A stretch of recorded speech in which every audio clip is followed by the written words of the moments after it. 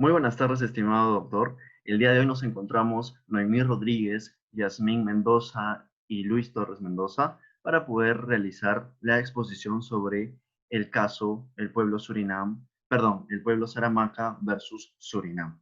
Voy a yo realizar los hechos para de esa manera mis compañeras puedan explicar sobre el proceso de admisibilidad y el fondo del caso. Bueno, los hechos del presente caso se relacionan con el pueblo Saramaca, que se encuentra en la República de Surinam. Este es un pueblo tribal con características culturales específicas, una identidad conformada por una compleja red de relaciones con la tierra y estructuras familiares. Es así que el Estado, la República de Surinam, es el propietario definitivamente de los territorios y recursos ocupados utilizados por el pueblo Saramaca, y por esto es que otorga concesiones madereras y mineras en la zona del río Surinam Superior en el territorio del pueblo Saramaca. Es así que estas concesiones madereras otorgadas dañaron al medio ambiente, perjudicando a los integrantes del pueblo Saramaca. Por otro lado, tenemos que el procedimiento ante la Comisión Interamericana de Derechos Humanos se presenta la petición el 27 de octubre del año 2000. Los informes de admisibilidad y fondo se realizan el 2 de marzo del 2006. La fecha de remisión del caso a la en la Corte Interamericana de Derechos Humanos se realiza el 23 de junio del 2006. La fecha de la audiencia se da el 9 y 10 de mayo del 2007. Para mayor información, va a continuar mi compañera Karen Rodríguez.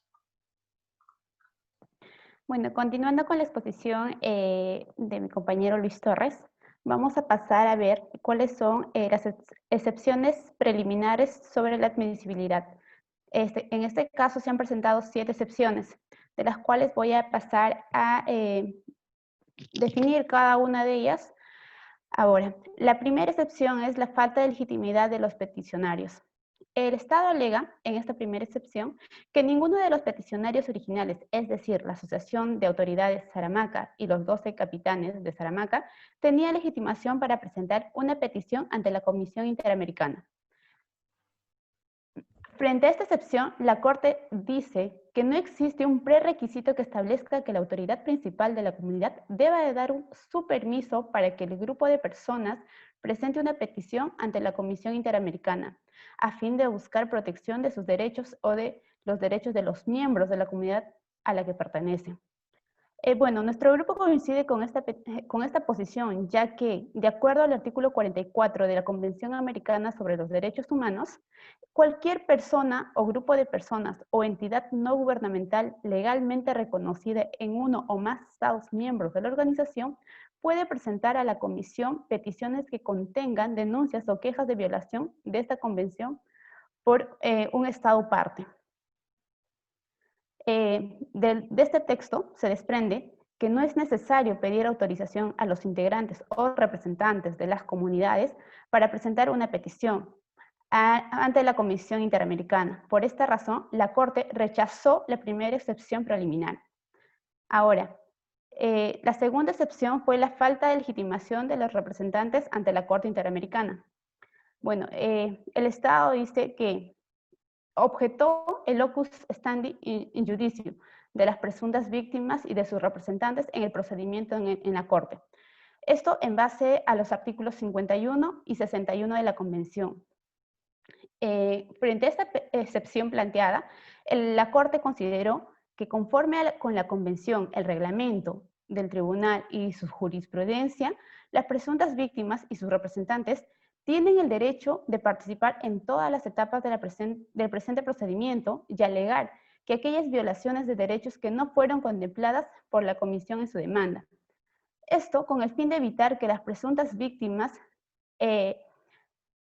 presenten sus propios fundamentos del derecho significaría restringir su derecho a la justicia. Además, en este presente caso, se dio oportunidad al Estado de presentar un escrito adicional a fin de responder a la totalidad de los argumentos legales.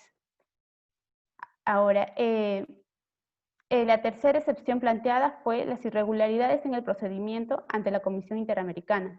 En este punto, el Estado no ha demostrado de qué manera la conducta de la Comisión haya afectado a su derecho de defensa durante el procedimiento. Por esta razón, la Corte rechazó la tercera excepción planteada. La cuarta excepción planteada fue el incumplimiento de los artículos 50 y 51 de la Convención Americana.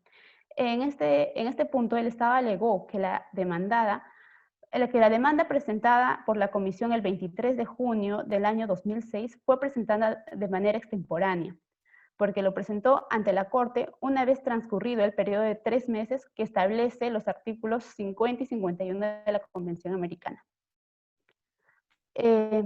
Frente a este punto, la Comisión Interamericana probó ante la Corte el envío del informe número 9/6, informe del artículo 50, al Estado el día 23 de marzo del 2006.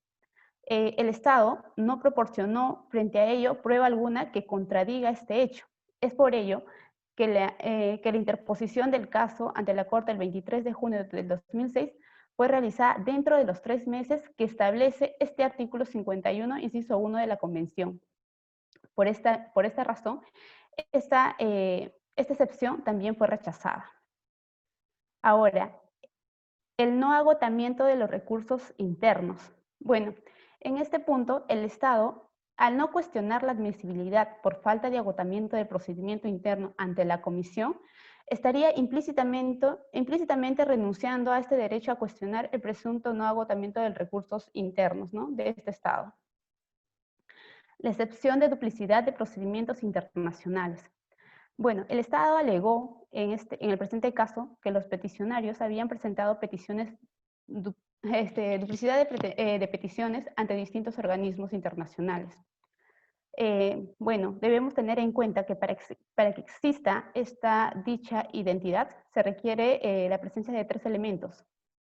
Esto es, que las partes sean las mismas, que el objeto sea el mismo y que la base legal sea idéntica. La petición relacionada con este caso se interpuso ante la Comisión el 27 de octubre del 2020, como ya lo había mencionado mi compañero Luis Torres. La excepción del Estado se relaciona con las 5 peticiones formales efectuadas ante los organismos de derechos humanos de las Naciones Unidas desde el año 2002 al 2005. Ahora, frente a este punto, el tribunal concluyó que los procedimientos de informes de los organismos universales de derechos humanos, así como del procedimiento de alerta temprana y acción urgente de la Comisión de las Naciones Unidas para la Eliminación de la Discriminación Racial, no tienen el mismo objeto, propósito, ni tampoco la naturaleza que la competencia contenciosa de la Corte Americana. Además, la naturaleza de las observaciones finales y las recomendaciones emitidas por dicho comité, es decir, la Comisión de las Naciones Unidas para la Eliminación de la Discriminación Racial, así como de las Naciones Unidas, no tienen este propósito, el mismo propósito que las sentencias que emite el Comité Internacional. Estas sentencias de la Corte es totalmente diferente a la opinión que puede realizar las entidades antes mencionadas. Por esta razón, esa sexta excepción también fue rechazada. Ahora pasamos a la última excepción planteada por el Estado, que es la falta de competencia ratione temporaris. Los representantes alegaron en sus escritos de solicitudes de argumentos que la construcción de la hidroeléctrica en la década de los años 60, esta reserva, ¿no? Y el dique de Afobaca, sobre las tierras que tradicionalmente ocuparon y usaron los aramacas. Nuestros efectos continuos y consecuencias imputables a Surimán y que violan las garantías convencionales. Bueno, frente a este punto, el tribunal ya había decidido que no era competente para resolver estas presuntas violaciones relacionadas con la construcción de esta hidroeléctrica. En base a ello, no había necesidad que la Corte se pronuncie frente a esta excepción, por lo cual, frente a estas 7 excepciones planteadas, podemos concluir que la Corte sí era competente para poder conocer este tipo de peticiones. Bueno, mi compañera Yasmín les continuará con la exposición. Bien, antes de continuar, es necesario saber quiénes son el pueblo de Saramaca. Nosotros sabemos que son descendientes de esclavos africanos autoliberados. Ellos habitan su territorio tradicional de Surinam desde principios del siglo XVIII. Esta comunidad no indígena vive tradicionalmente de la pesca, la caza y el trabajo con la madera, y su relación con la tierra no es meramente económica, sino también espiritual y cultural.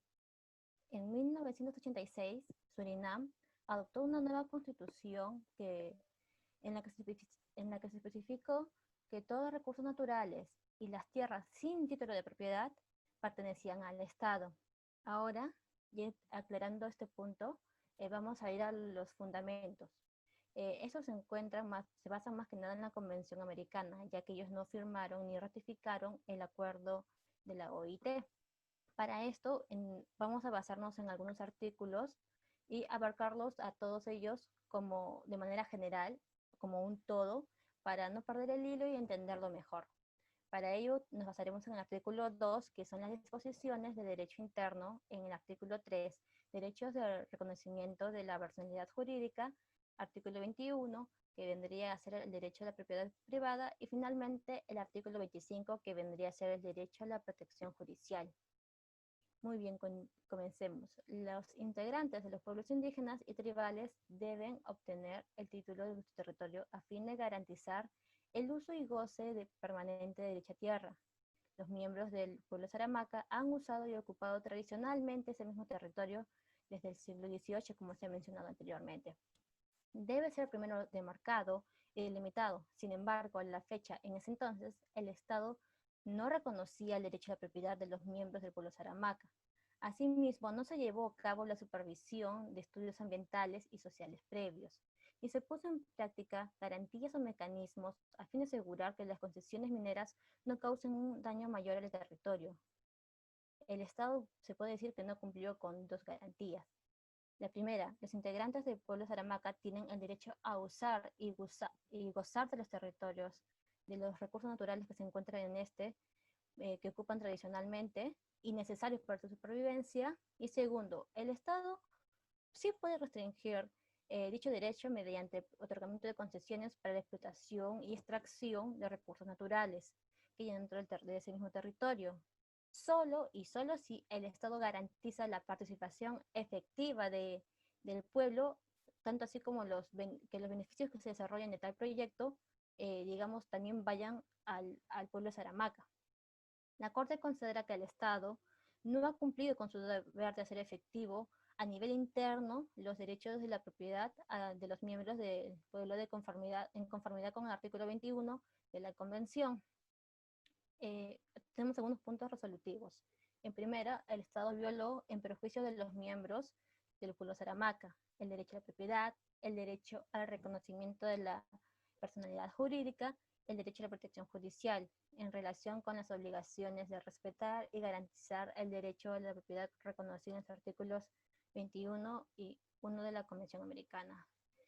Finalmente, se tiene como reparaciones de esta sentencia que el Estado debe delimitar, demarcar y otorgar título colectivo del territorio de los miembros del pueblo Saramaca. En segundo lugar, otorgar a los miembros del pueblo el reconocimiento legal de la capacidad jurídica colectiva, con el propósito de garantizar el ejercicio y goce pleno de su derecho a la propiedad de carácter comunal. Tercero, eliminar las disposiciones legales que impiden la protección del derecho a la propiedad de los miembros del pueblo Saramaca. Adoptar medidas legislativas, administrativas o de otra índole para garantizar el derecho del pueblo Saramaca a ser efectivamente consultados.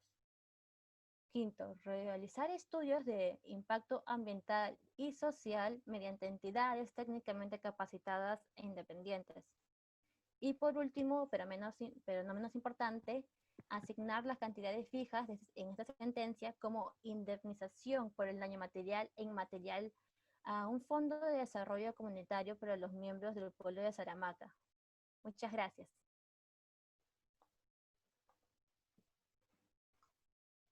Bueno, eso ha sido todo, doctor. Esperemos que haya sido de su agrado. Nos vemos en el próximo video. Cuídense. Cuídense, chicas, también. Bye. Adiós.